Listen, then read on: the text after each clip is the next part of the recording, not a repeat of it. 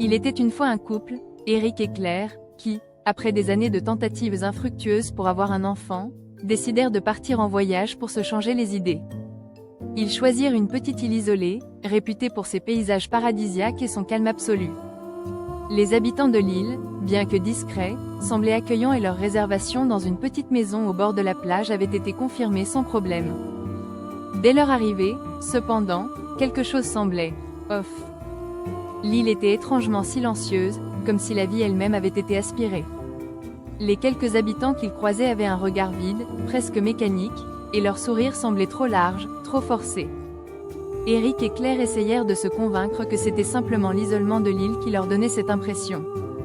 La première nuit, Claire fit un cauchemar terrifiant. Elle rêva qu'une foule de silhouettes sombres l'entourait, la maintenait fermement sur un lit de pierre, et lui insérait quelque chose de froid et visqueux dans le ventre. Elle se réveilla en sueur, le cœur battant, mais se rassura en se disant que ce n'était qu'un mauvais rêve. Le lendemain matin, Claire se sentit nauséeuse et vomit à plusieurs reprises.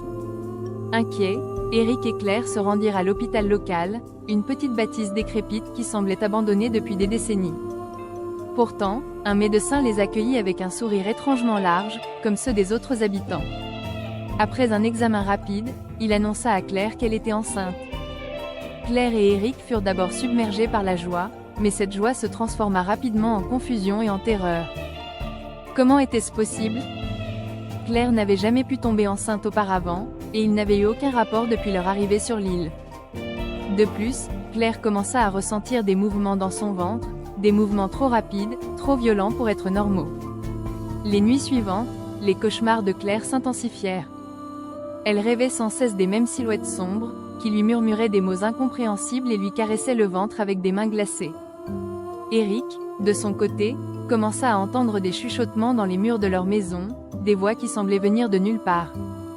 Un soir, en fouillant dans le grenier de la maison, Eric trouva un vieux journal poussiéreux appartenant à un ancien résident. Les pages racontaient l'histoire de l'île. Il y avait des décennies, une épidémie avait décimé toute la population.